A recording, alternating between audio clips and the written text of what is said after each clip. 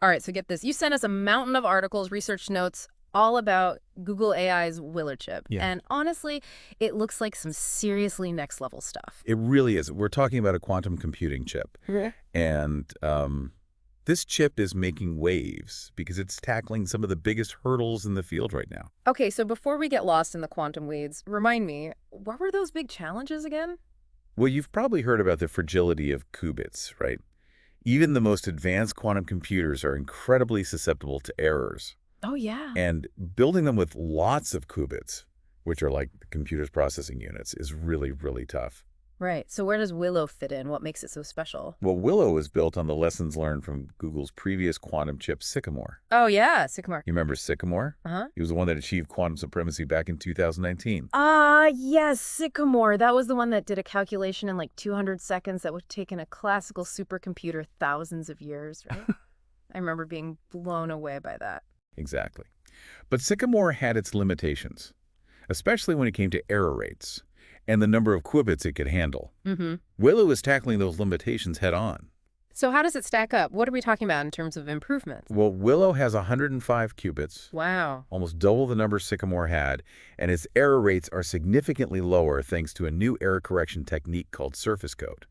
You know, you were talking about the fragility of qubits, right? And surface code is like Willow's secret weapon against that. Imagine weaving a safety net under those delicate qubits. This net is surface code distributing information and making the whole system more resilient to errors. That's a huge leap toward reliable quantum computing, wouldn't you say? Absolutely. It's a game changer for reliability, and to take things even further, Willow also has a built-in real-time decoder that can spot and fix errors almost instantaneously. Wait, so it's like Willow has a built-in spell checker that's constantly scanning for typos in its calculations, but this isn't your average spell check, is it? Not at all. It's working at the quantum level, catching and fixing errors in a fraction of a millionth of a second. Yeah. That kind of speed is crucial for making reliable computations. Okay, I am starting to see why people are so excited about this chip. But how does it actually perform? Can it do anything useful yet, or is it mainly a research project? It's definitely not just a research project. One of the key benchmarks for quantum computers is something called random circuit sampling, or RCS for short. Okay. It's a way of testing how well a quantum processor can handle complex computations. Okay, break that down for me a little. What is RCS actually measuring? Essentially, it tests how well a quantum computer can generate a specific set of random numbers. Okay. Sounds simple, but for a classical computer, this task gets exponentially harder as the number of qubits increases. It's like trying to predict the exact outcome of a million coin flips simultaneously. All right, that sounds pretty complicated. So how did Willow do? Willow blew the competition out of the water. It completed a 103-qubit circuit with high accuracy, a task that would have taken classical supercomputers an estimated 10 to the power of 25 years to do. Hold on, 10 to the power of 25. That's more years than there are atoms in a grain of sand. That's a pretty serious speed advantage. It really puts the potential of quantum computing into perspective. While Willow might not be ready to solve all of humanity's problems just yet, its performance on RCS demonstrates its incredible potential. So it's safe to say that Willow is more than just a proof of concept. It's a powerful machine with the potential to make a real impact. But where exactly will that impact be felt? What kind of real-world applications are we looking at here? That's the million-dollar question, and honestly, we're just scratching the surface of what's possible. But let's start with one of the most promising areas, chemistry and material science. Okay, that's one I'm particularly interested in. What could Willow do in that area? Imagine being able to simulate the behavior of molecules at the atomic level with incredible accuracy. That's what Willow could potentially do. It has huge implications for fields like drug discovery, materials design, and renewable energy. Okay, I'm starting to see the possibility scientists could design new medicines, super efficient solar panels, maybe even materials with properties we haven't even dreamed of yet. Exactly. All thanks to Willow. The possibilities are truly mind-boggling. But it's not just about creating new things. Quantum computing could also help us understand existing materials in a much deeper way. I'm thinking about things like catalysts, right? The chemical reactions that drive everything from industrial processes to biological systems. You're exactly right. With Willow, we could simulate these reactions at an unprecedented level of detail, leading to breakthroughs in efficiency and sustainability. This computational power is a bit of a double-edged sword, isn't it? It's exciting for fields like chemistry and material science, but also raises concerns about code breaking, Do you think Willow's development will force a complete overhaul of our current encryption methods? It's a valid concern, and it's one that researchers are taking very seriously. Willow's computational power does highlight the potential vulnerabilities of current encryption methods. But on the flip side, it also provides a tool for developing and testing new quantum-resistant encryption algorithms. So it's a race against time. We need to build stronger defenses before quantum computers become powerful enough to break through the ones we have now. It's an ongoing challenge. But the good news is that there's a lot of active research in this area. Scientists and engineers are working hard to stay ahead of the curve and ensure our data remains secure in the quantum age. Okay, that's reassuring. But let's not forget about another area where quantum computing could have a huge impact: artificial intelligence and machine learning. Absolutely. It's one of the most exciting areas of exploration. Willow's ability to handle complex computations makes it a perfect fit for tasks like optimizing machine learning models and solving large-scale optimization problems. So we're talking about potential advancements in everything from resource allocation and logistics to personalized medicine and financial modeling. Precisely. And it's not just about making existing AI systems faster or more efficient. Quantum computing could lead to the development of entirely new types of AI algorithms, ones that are capable of tackling problems that are currently intractable for classical computers.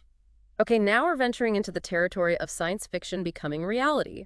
But let's be realistic for a moment. It all sounds pretty amazing, but I'm sure there are still hurdles to overcome. What are some of the limitations and challenges facing Willow and quantum computing in general? Well, scalability is still a big one. Building quantum computers with thousands or even millions of qubits while maintaining coherence and managing errors is a monumental task. So how do researchers plan to overcome that? There are a number of approaches being explored. One is to develop more efficient error correction codes, ones that can handle larger numbers of qubits without sacrificing performance. Another is to explore new types of qubits that are less susceptible to noise and decoherence. Are there any promising candidates on that front? There are several promising qubit technologies under development. For example, some researchers are exploring the use of topological qubits, which are theoretically much more robust than the superconducting qubits used in Willow. Fascinating. It sounds like building these next-generation quantum computers will require pushing the boundaries of material science and nanotechnology. Absolutely. It's a multidisciplinary effort that requires expertise from a wide range of fields. But that's what makes it so exciting. It's a challenge that's pushing the boundaries of human ingenuity. Okay, so we've got scalability as a challenge. What else is on the list? Another major hurdle is the issue of qubit connectivity. It's not enough to just have lots of qubits. They need to be connected in a way that allows for efficient communication and computation. So it's like building a city with a well-designed transportation system. If the roads are clogged or the trains are delayed, the whole city grinds to a halt. Exactly. And designing efficient qubit connectivity schemes is a complex engineering challenge. We need to find ways to connect the qubits without producing too much noise or crosstalk. Right, we don't want those qubits getting lost or distracted on their way to a calculation. Precisely. And as the number of qubits increases, this challenge becomes even more difficult. It sounds like a delicate balancing act, but it's not just about the hardware, is it? The software side of things also presents its own set of challenges. You're absolutely right. Developing algorithms that can take advantage of these unique quantum properties is no walk in the park. Quantum algorithms are fundamentally different from classical algorithms, and we're still in the early stages of understanding how to program these machines effectively. It's like learning to speak a completely new language, and not just any language, but one that's based on the bizarre rules of quantum mechanics. That's a great analogy, and it's one of the reasons why quantum computing is such a challenging and exciting field. It requires us to think differently, to approach problems from a new perspective. Well, after hearing all of this, I'm definitely feeling inspired to learn more about quantum computing. It sounds like a field that's full of potential, but also with a lot of work still to be done. It certainly is. Yeah. But the progress we've seen in recent years, especially with chips like Willow, is incredibly encouraging. And I believe that we're on the cusp of a truly transformative era in computing. I'm excited to see where this journey takes us. But before we get too lost in future predictions, let's take a closer look at the specifics of Willow's design and architecture in part 2. What are some of the key innovations that make this chip so special? I'm happy to dive into those details with you. Willow's design is a testament to the incredible ingenuity and collaboration happening in the field of quantum computing. Okay, so we left off talking about the challenges of quantum computing, scalability, connectivity, algorithms. It's a lot to wrap your head around. Yeah. But before we go any further, I have to ask, what about Willow's architecture? What are some of the key innovations that make this chip so special? That's a great question, and it's where things get really interesting. Okay. One of the most remarkable things about Willow is its implementation of surface code, error correction. Mm, We talked about it briefly before, right. but it's worth diving a bit deeper. Google has really pushed the boundaries of what's possible with this technique. All right, remind me again, how does surface code actually work? Picture a chessboard, but instead of black and white squares, you have qubits. Okay. Surface code spreads the quantum information across this grid of qubits, creating redundancy. It's like having a safety net. Uh-huh. If one qubit experiences an error, the surrounding qubits can help detect and correct it. So it's like a self-healing network of qubits. Pretty Pretty impressive. And I remember you mentioned that Willow also has a real-time decoder for error correction. Right. How does that fit into the picture? The decoder is like the brain behind the surface code. Mm-hmm. It constantly monitors the qubits for errors using a set of measurements called syndrome bits to identify any discrepancies. Okay. And here's the kicker. It does all this in real time Wow. with a cycle time of just 1.1 microseconds. Wow, a fraction of a millionth of a second. That's Yeah. mind-bogglingly fast. So while the surface code acts as the safety net, the decoder is the vigilant observer, constantly making sure everything is running smoothly. Precisely. And this combination of surface code and real-time decoding is crucial for Willow's performance.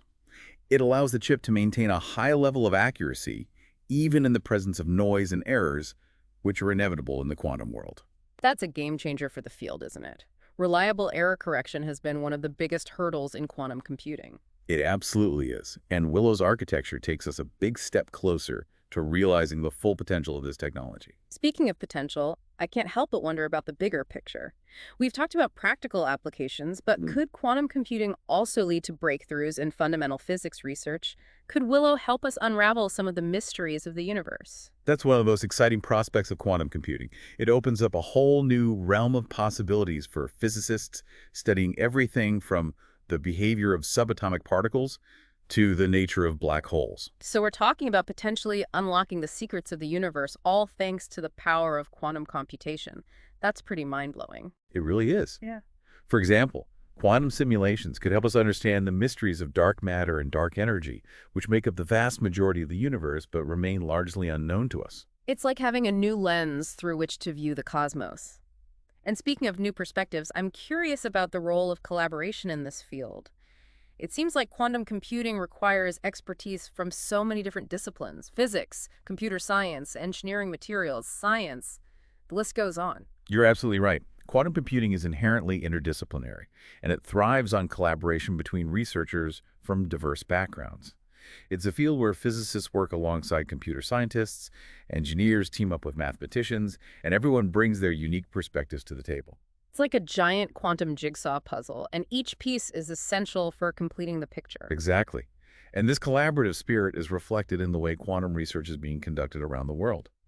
We're seeing a global effort to advance quantum computing, with research hubs popping up in countries all over the world. That's inspiring. It's a reminder that science knows no boundaries and that the pursuit of knowledge is a collective human endeavor. But let's shift our focus back to the here and now for a moment. We've talked about the future potential of quantum computing, but what are some of the practical challenges that need to be addressed before we can truly realize that potential? Well, error correction is just one piece of the puzzle. Even with Willow's advanced error correction techniques, quantum systems are still inherently noisy and prone to errors. And as we scale up these systems, managing those errors becomes increasingly difficult. It's a key challenge that researchers are grappling with. So it's like we've built a fantastic race car, but the road is still full of potholes. What strategies are being explored to smooth out those potholes, so to speak? One promising approach is to develop even more sophisticated error correction codes. These codes would go beyond the surface code used in Willow, offering even greater levels of redundancy and protection against errors. So it's like layering multiple safety nets under those delicate qubits? Exactly. And another key area of research is focused on developing new types of qubits that are inherently less susceptible to noise and decoherence. Are there any promising candidates on that front? Yes, there are a few contenders that are generating a lot of excitement. Topological qubits, for example, are theoretically much more robust than the superconducting qubits used in Willow. So it's like building a race car out of sturdier materials, one that can handle those potholes without breaking down. That's a good analogy. And in addition to improving the hardware, researchers are also exploring new algorithms and techniques that can tolerate a certain level of noise. So it's a two-pronged approach, making the qubits themselves more resilient and designing algorithms that can work effectively even in a noisy environment. Exactly. And this highlights the importance of collaboration between hardware and software developers. They need to work together to overcome these challenges and unlock the full potential of quantum computing. It's a reminder that quantum computing is not just about building better hardware, it's about creating an entire ecosystem that supports this new way of computing. That's a great point. Mm. And this ecosystem includes not just the hardware and software, but also the people who are developing and using these technologies. Speaking of people, I'm curious about the role of artificial intelligence in quantum computing. It seems like these two fields are becoming increasingly intertwined, right? You're absolutely right. We're seeing a fascinating convergence between quantum computing and artificial intelligence, with each field potentially benefiting from the other. For example, quantum algorithms could be used to enhance machine learning models, leading to breakthroughs in areas like image recognition and natural language processing. So it's like a symbiotic relationship with quantum computing providing the muscle and AI providing the brains. Precisely. And the reverse is also true. AI algorithms could play a role in optimizing and controlling quantum systems. They could help improve qubit control, calibrate quantum devices, and even develop more efficient error correction schemes. It's amazing to think about the possibilities that emerge when we combine two of the most powerful technologies of our time. But with all this talk of power and potential, let's not forget about the societal and ethical implications of this quantum revolution. You raise a crucial point. As with any transformative technology, quantum computing presents both opportunities and challenges.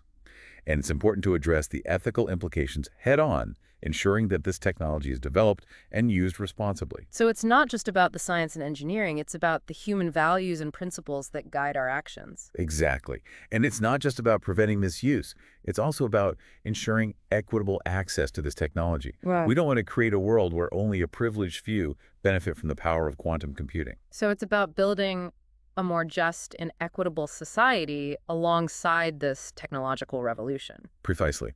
And this requires a collective effort. We need researchers from different disciplines working together, policymakers and industry leaders collaborating, and an informed public engaged in the conversation. It's a reminder that the future of quantum computing is not predetermined, but rather something that we shape collectively through our choices and actions. Well said.